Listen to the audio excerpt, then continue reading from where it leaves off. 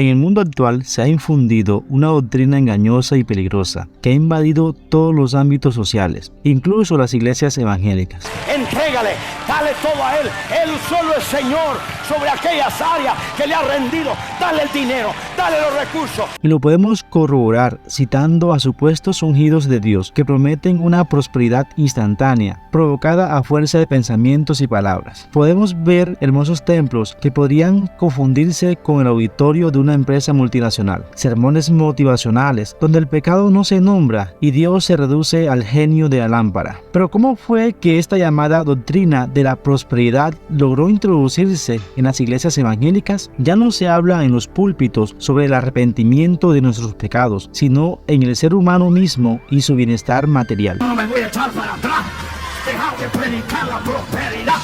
Oh, alguien va a sembrar ahora. Alguien va a caer en el sobre y no. Jesús hablaba de repartir las riquezas, de compartir con el más necesitado, pero vemos que existen pastores súper ricos que dejan asomar todo el dinero que tienen conduciendo lujosos autos, también haciendo uso de guardaespaldas e incluso algunos tienen jets privados. El origen de este falso evangelio puede rastrearse hasta fines del siglo XIX y comienzos del siglo XX en Estados Unidos. En aquellos años, la mentalidad y la ética puritana que habían sido cruciales para sentar las bases de la nación estaban siendo cambiados por un nuevo concepto doctrinal, la prosperidad. Esta doctrina buscaba fundar una nueva forma de espiritualidad alejada de la Biblia, y muchos charlatanes y comerciantes de la fe aprovecharon la situación y fundaron sus propias iniciativas pseudo cristianas con expresiones espirituales que hacía énfasis al ámbito económico y social, exaltando al hombre americano como un semidios capaz de dominar el mundo con su carácter y espiritualidad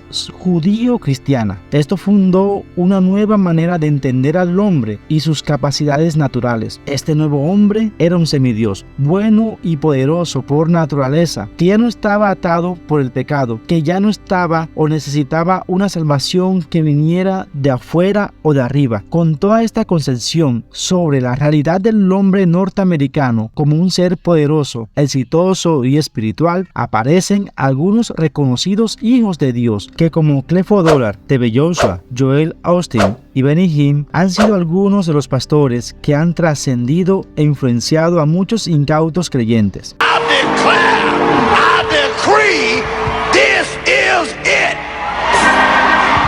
Money coming to me now. Money coming to me now. El evangelio de la prosperidad ha trascendido tanto en el mundo que ya la gran mayoría de los más poderosos y ricos no residen en América sino en África, un continente de contrastes y donde la pobreza sobreabunda. Según la revista Forbes, Nigeria no solo es el lugar de residencia de los 5 pastores más ricos del mundo, sino que allí es donde se encuentran algunas de las iglesias más grandes del planeta, como es el caso del obispo David Oyedepo de la iglesia Winners Chapel, con un patrimonio neto de $150 millones.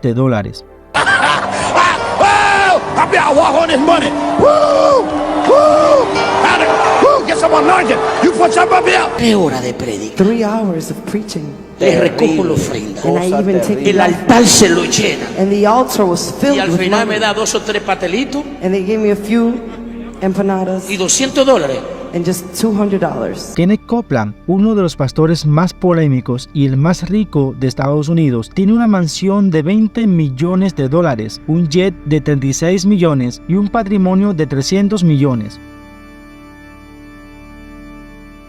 El evangelio de la prosperidad es una doctrina utilizada en algunas iglesias que aseguran que Dios desea que las personas sean bendecidas con salud y dinero, pero deben ofrendar a cambio de obtener tales beneficios. Según esta doctrina, la enfermedad y la pobreza son maldiciones que deben romperse con la fe. Si no tienes fe y ofrendas, no vas a tener tu bendición material, el carro que soñabas, la casa que soñabas o la sanidad que te ha costado tanto recibirla. Esta ideología del evangelio de la prosperidad le ha dado mucho dinero a algunos pastores que han llegado a acumular muchas riquezas y lujos y que lamentablemente ha permeado y hecho estragos en la iglesia pentecostal.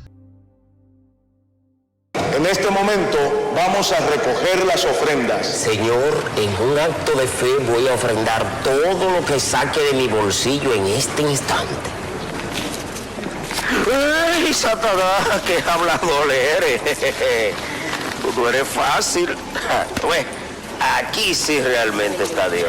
El Evangelio de la Prosperidad plantea una visión de la vida cristiana que es satánica, ya que si vamos al Evangelio de Mateo capítulo 16, en los versículos 13 al 20, en que Jesús llega a Cesarea de Filipo, les plantea a los discípulos, ¿quién dicen los hombres que soy? Y entonces le dicen inmediatamente que hay personas que dicen que es Elías, otros dicen que es Jeremías o que es Juan el Bautista que había resucitado. Cuando Jesús les pregunta a los discípulos, ¿y ustedes quién creen que soy yo? Automáticamente Pedro le contesta, tú eres el Cristo, el Hijo del Dios viviente. Y Jesús le responde a Pedro que era bienaventurado porque no se lo había revelado carne ni sangre, sino el Padre Celestial. Carne y sangre no te han revelado esta verdad. Está venido de mi Padre en el cielo. Pero lo que es curioso es que cuando vamos a San Marcos, en el capítulo 8, en donde Jesús comenzó a enseñarles que era necesario al Hijo del Hombre padecer mucho y ser desechado por los ancianos, por los principales sacerdotes y por los escribas y ser muerto y resucitar después de 3 días, esto les hablaba a los apóstoles claramente. Pero Pedro le tomó aparte y comenzó a reconvenirle, a decirle seguramente que lo que estaba diciendo no era para nada lógico y coherente. Pero Jesucristo, volviéndose y mirando a los discípulos, reprendió a Pedro diciendo, quítate de delante de mí, Satanás, porque no pones la mira en las cosas de Dios, sino en las de los hombres. Quítate de delante de mí, Satanás. Eres tropiezo para mí,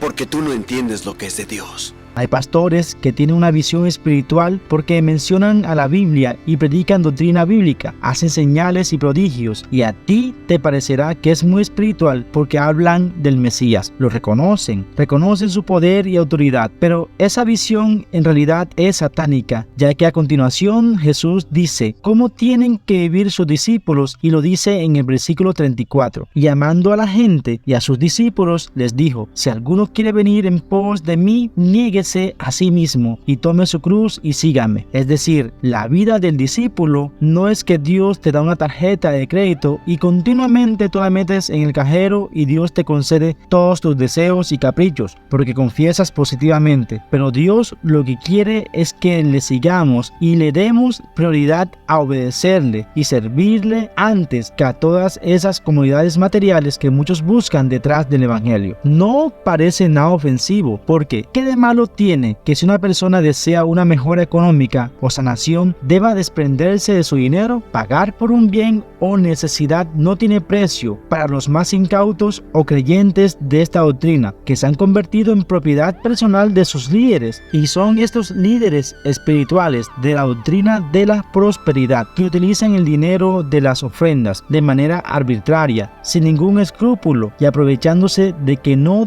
deben justificar lo que hacen con el dinero para seguir siendo mercaderes de la fe. Pero también debemos aclarar que existen muchos pastores con vocación e integridad y que cuyo objetivo es guiar a los demás a los pies de Jesucristo y no se lucran con el esfuerzo de los fieles. Desde Gospel INC le pedimos al Todopoderoso que les siga bendiciendo y permita que la llama de la fe y el celo por las cosas del Señor sigan encendidas en sus vidas y que Dios no permita que sean engañados por las trampas del enemigo. Deja tus opiniones en la caja de comentarios. Lee la Biblia para que no te dejes engañar de nadie y que Dios te siga bendiciendo. Ahora ojo acá, no hay ninguna gracia barata.